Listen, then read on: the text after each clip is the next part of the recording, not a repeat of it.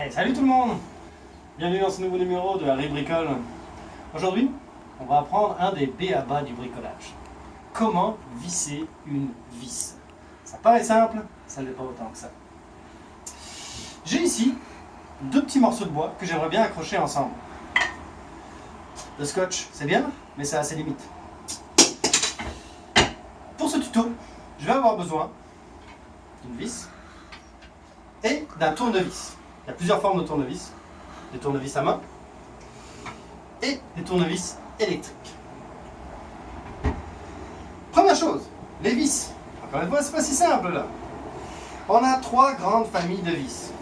La vis avec un embout plat, la doyenne de toutes les vis, la première qui a existé. Les vis à tête cruciforme, comme on dirait en Europe chez nos amis français, ou la bête étoile, comme on dirait ici. Et la vis à tête carrée. Et là, nos amis européens, ils sont en train de faire ouais, c'est quoi ça? On n'a pas ça ici, on connaît pas ça, là. Bah ça, c'est une vis qui est juste en Amérique du Nord, et c'est la meilleure vis qui soit.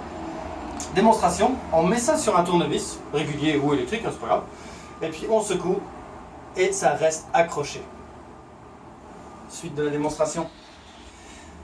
Important, mes deux morceaux de bois là, je les pose les uns par-dessus les autres, j'enfourne la vis directement sur mon morceau du dessus et je tourne. Là, tourner dans le sens des aiguilles d'une montre. Ouais, là c'est ballot, là, c'est du par cœur, il faut l'apprendre là, parce que si on tourne dans l'autre sens, là ça marche pas, ça dévisse. Ok, donc le tuto c'est de visser. On tourne dans le sens des aiguilles d'une montre. Au passage, toutes les vis dans le monde, ça se tourne dans le sens des aiguilles d'une montre. C'est une des seules choses que toutes les races, religions, etc. ont dit ok, on fait pareil. Là. On tourne la vis dans le sens des aiguilles d'une montre. On tourne, on tourne, on tourne. Le but étant de transpercer ce morceau de bois et d'aller chercher le morceau de bois du dessous. Ok, je vais le faire accélérer. Oh, regardez ça! Ça marche! Vous voyez, c'est pas compliqué. L'autre possibilité, c'est de prendre une visseuse électrique. Ça là, ça vous sauve bien du coude. Et en plus, c'est impressionnant.